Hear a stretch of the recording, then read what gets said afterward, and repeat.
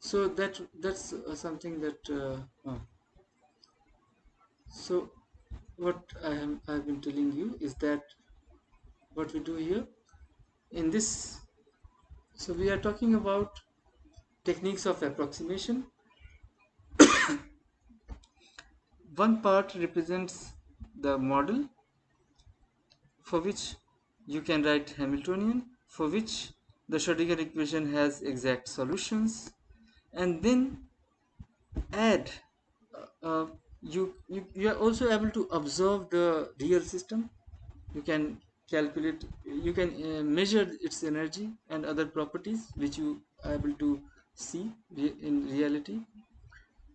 Now you compare the two, the model system, the real system, and find the difference. So that difference is what we call is the that something accounting for the disturbance. Ideal system has been made into a non-ideal system, something, and that particular difference is the measure of that disturbance. We call it perturbation, right?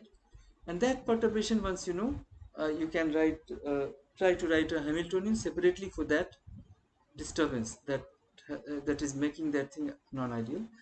And so for the timing, when we are trying to understand the structure of an atom, the electrons and multi-electronic system, so while trying to understand the hydrogen atom, electron in within hydrogen atom, we have used uh, time independent Schrödinger equation. So here again we will be, when we are trying to understand the structure of the atom multi-electron system, we will be concerned about the time independent perturbation. And the first one, the time dependent one, will come into picture when we are looking at the spectroscopic transitions, the interaction with the light waves.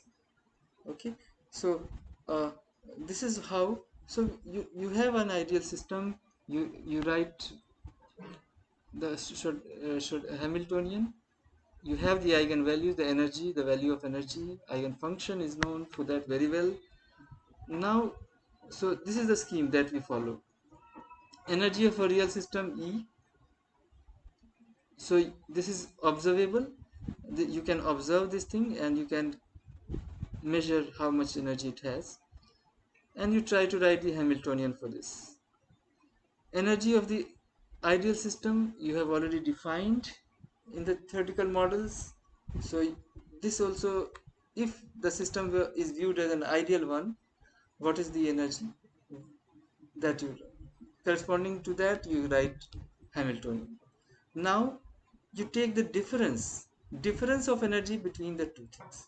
Okay, so um, so what I have been, so this difference of energy is, you can write like this, e to the power 1, and then this becomes your uh, this is your, yeah, and write, so corresponding to this energy you can write another Hamiltonian. So this blue one that I am indicating, this is your measure of the perturbation, the something that making the ideal system deviate from that kind of behavior. That's very it is making it non-ideal, so that you are able to evaluate now. So this is the first order. so so basically हम क्या कर रहे हैं, real system में जो ideal system है उसमें एक करेक्शन अप्लाई किया जा रहा है और तब हमें रियल सिस्टम के इक्विवेलेंट सारा कुछ मिल जाएगा. So then we can write, we have those things together, so we can,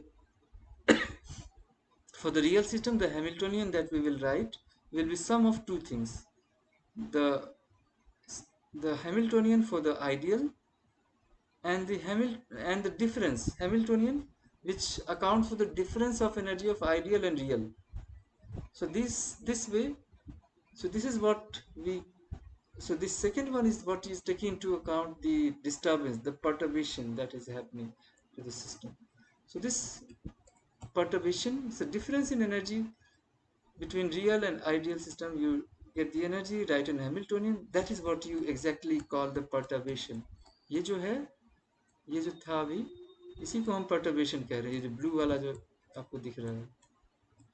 ठीक है. So time independent perturbation theory is what it means, that the disturbance is always there, it is always present, doesn't vary with time. Okay, so rest of the things will be like this, and in a similar way we move to the, so without uh, so my main concern was that I should be able to tell you about the multi-electronic system, which, keeping this in mind, that we have to only approximate solutions for multi-electronic systems, and we'll take up this thing in the next class. I think tomorrow morning we'll take move to this multi-electronic system, right? So this was a basic, very elementary part of the perturbation that I was telling you, and this perturbation is going to be applied when we are moving from hydrogen atom to hydrogen atom had exact solutions, so you can treat it also as an ideal one. And now when you are moving to another electron, you can think of the deviation from ideality, that is the perturbation, the disturbance that has come. Literal meaning of perturbation is perturb, मतलब आपको कोई disturb कर रहा हो उसको perturb. So that is how we have to treat it. Ideal system, not so whenever the second electron is coming, it is making the thing, so making the things different. So this will be, I'll be taking it up in the next class. I think we are okay. So we'll take up this in the next class, multi-electronic systems, and the approximation similar to what we one of the type of perturbation that we are applying here is the orbital approximation, we call it. So we need techniques of approximation whenever we are moving from one electron system to a multi-electron system. We will need, and one of the techniques of approximation that we are here applying, the is related to the time independent perturbation, is orbital approximation. So this approximation technique is usually applied for all multi-electronic systems.